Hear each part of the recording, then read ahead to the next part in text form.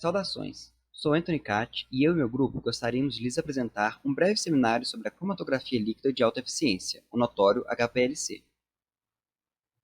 Aqui temos o índice com os tópicos a serem abordados nessas transparências. Para dar início ao conteúdo, define-se, segundo a IUPAC, a cromatografia como um método físico de separação na qual os componentes que serão separados são distribuídos em duas fases, uma estacionária, enquanto a outra móvel se desloca em uma direção definida. Os métodos cromatográficos deram início em 1906, quando o cientista russo chamado Tsereteli usou uma coluna de vidro preenchida com carbonato de cálcio para separar os pigmentos do extrato de uma planta com hexano. Ele foi o primeiro cientista a utilizar o termo cromatografia, derivado do grego chroma, que significa cores, e grafia, que significa escrita. No entanto, na atualidade, a coloração da amostra não é um fator determinante para o uso deste método.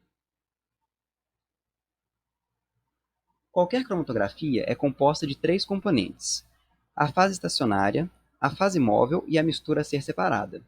Podemos controlar a fase móvel e a fase estacionária, sendo a mistura o problema a ser resolvido.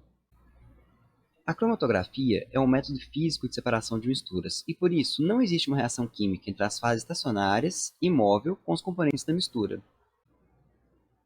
O mecanismo básico da cromatografia se dá pela eluição do solvente na coluna cromatográfica, carregando consigo os componentes não desejáveis na amostra. A técnica permite-se utilizar um solvente capaz de arrastar o analito que antes estava mais retido na fase estacionária, coletando-se essa substância em um frasco separado. As técnicas instrumentais são capazes de separar esses compostos ainda que estes não contenham cores. Na imagem, uma amostra colocada na coluna cromatográfica tem seus componentes separados com o tempo. Caso a substância de interesse seja a fração azul, basta utilizar um solvente que seja capaz de o arrastar e então coletá-lo em um frasco após todas as outras frações representadas pelas outras cores sejam completamente removidas da coluna. Os métodos cromatográficos podem ser classificados de acordo com seus mecanismos de separação, que irão depender da natureza da fase estacionária, da natureza da fase móvel e da técnica utilizada. Em relação à fase estacionária, a cromatografia pode ser classificada como cromatografia de afinidade, utilizada para proteínas com ligantes específicos, como as enzimas. Troca iônica, para moléculas eletricamente carregadas. Cromatografia de exclusão molecular, que realiza a separação pelo tamanho das moléculas. Ou a eletroforese, que, embora bastante incomum, separa substâncias por uma corrente elétrica. Já de acordo com a fase móvel, a cromatografia pode ser classificada em cromatografia líquida e cromatografia gasosa, fazendo jus à noção intuitiva dessas nomenclaturas. As cromatografias também podem ser classificadas de acordo com a técnica utilizada, que é basicamente a maneira como a fase estacionária será suportada. Como temos na imagem, a cromatografia planar ou plana utiliza uma fase estacionária na forma de uma lâmina bem fininha, como papel ou alumínio. Já na cromatografia em coluna, a fase estacionária é colocada dentro de um tubo, feito de vidro ou metal. O foco desse seminário é a cromatografia líquida de alta eficiência, ou HPLC, como ilustrado na imagem. Uma técnica sofisticada em coluna, onde a fase móvel é líquida e a fase estacionária pode ser uma fase estacionária normal, como mostra também a imagem. Neste caso, a fase estacionária é polar, enquanto a fase móvel, o solvente, é menos polar ou apolar. A separação é baseada nas interações entre a fase estacionária polar e os solutos mais polares na amostra, já que os analitos apolares serão arrastados mais facilmente junto ao solvente. Já a cromatografia de fase estacionária reversa, a parte móvel é apolar, enquanto a fase móvel é polar, permitindo assim a separação de compostos mais apolares na amostra. Além dessas, existem fases estacionárias específicas projetadas para interagir seletivamente com certos tipos de compostos, como fase estacionária de troca iônica para íons carregados. A HPLC é utilizada para analisar misturas complexas, realizar purificações, desenvolver métodos de síntese, isolar produtos naturais, entre outros usos. Essa técnica é muito mais refinada que a cromatografia em coluna de vidro, executada na maioria das vezes manualmente. A seguir, será apresentado com mais detalhes as particularidades deste método. Vou falar um pouco agora sobre as aplicações, né, dessa técnica. Em primeiro lugar, é importante falar que a cromatografia ela desempenha um papel fundamental em diversas áreas, né, e oferece aplicações valiosas em setores variados, que vão desde a indústria farmacêutica até a pesquisa acadêmica e a proteção ambiental.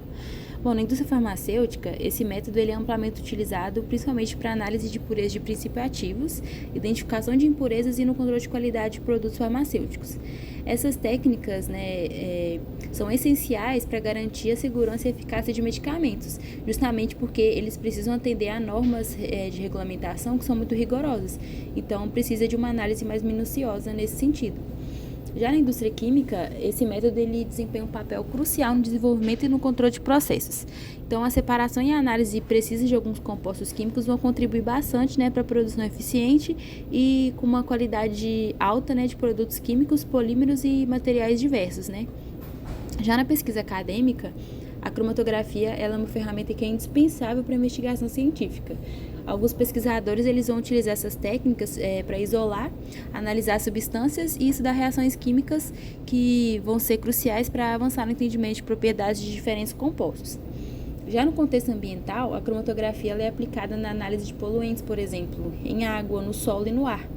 Então, a identificação e a quantificação desses contaminantes orgânicos e inorgânicos vão contribuir, né, para a monitorização ambiental. E aí, a partir disso, a implementação de medidas que vão proteger o ecossistema e a saúde humana, né? Bom, falando um pouco agora sobre os custos, né, porque é importante a gente entender que um método que possui tantas aplicações importantes para a indústria, ele vai envolver custos, né, que podem ser altos, na verdade eles tendem a ser altos, justamente porque esses custos eles vão abranger diversos aspectos, né, que vão desde, né, a compra do equipamento em si, até a manutenção e consumo de energia do mesmo. Então, coloquei aqui um valor estimado, né, para a compra do equipamento, a gente pode ver que é um valor alto. Além disso, eu coloquei também o preço das colunas, né, que são partes desse equipamento que precisam ser trocados com uma certa frequência. Então, isso aí vai exigir um gasto maior, né, do equipamento. Além disso, né, a manutenção e a calibração periódica desses instrumentos são fatores que precisam ser considerados, né, justamente, né, para garantir resultados precisos, né, e prolongar a vida útil desse equipamento.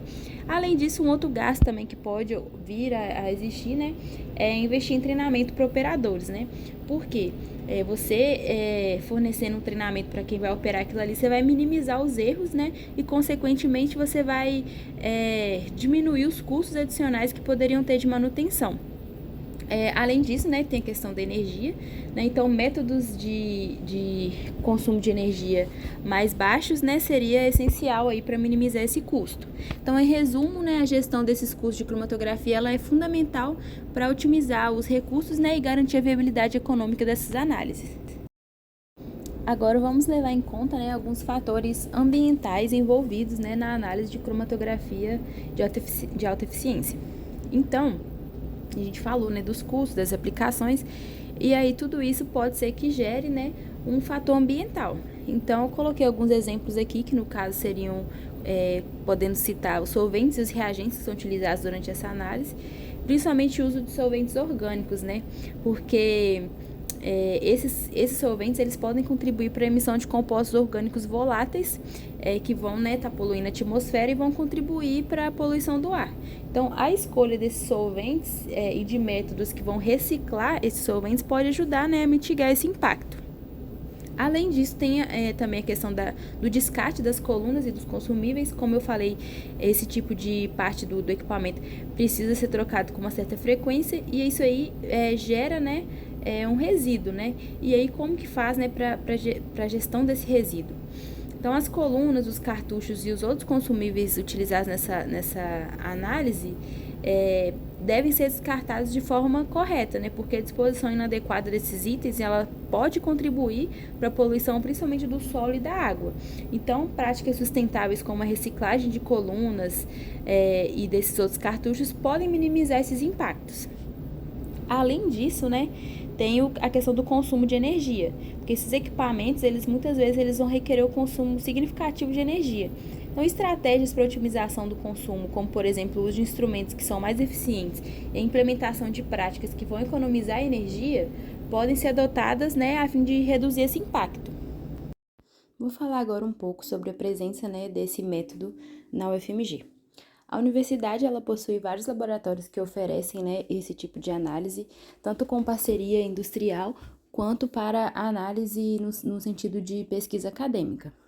Alguns departamentos que a gente conseguiu achar facilmente na internet que oferece esse tipo de análise eram os departamentos de química, onde tem um laboratório que ele é tanto de espectrometria quanto de cromatografia líquida de alta eficiência. Também temos no departamento de farmácia e também existe no ICB um laboratório que também é dedicado às análises de cromatografia.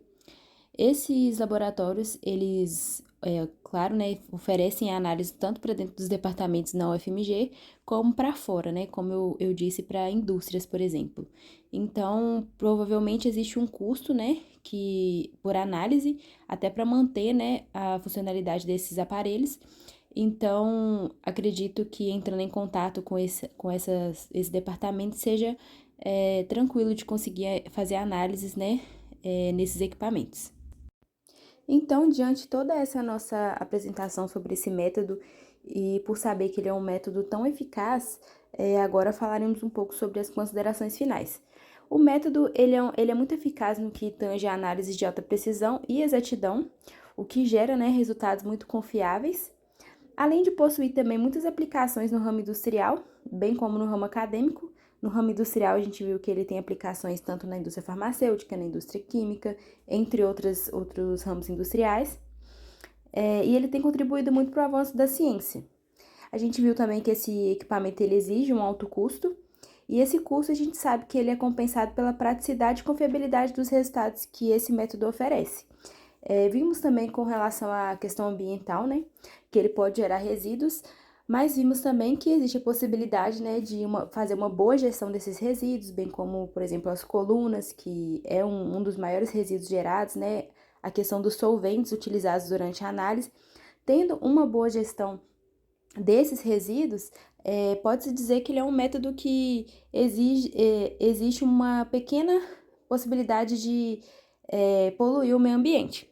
E com isso a gente pode considerar que ele é um método bastante eficaz, um método que traz muitos benefícios, né, no ramo industrial, no ramo acadêmico, e vem sendo, né, um método que a gente pretende cada vez mais, né, implantar nos laboratórios. Justamente por isso, né, por ele ser um método que possui confiabilidade nos resultados, repetibilidade e livre, né, talvez de interferências com relação a questão da visão humana, né? Muitos métodos a gente tem erros que são do operador, e com esses equipamentos existe a possibilidade, né, desses erros serem mais sutis, né? Justamente por ele ser programado para fazer tal tipo de análise, e com isso a gente pode dizer que ele é um método mais eficaz do que os métodos convencionais que a gente utiliza, métodos de bancada, por exemplo.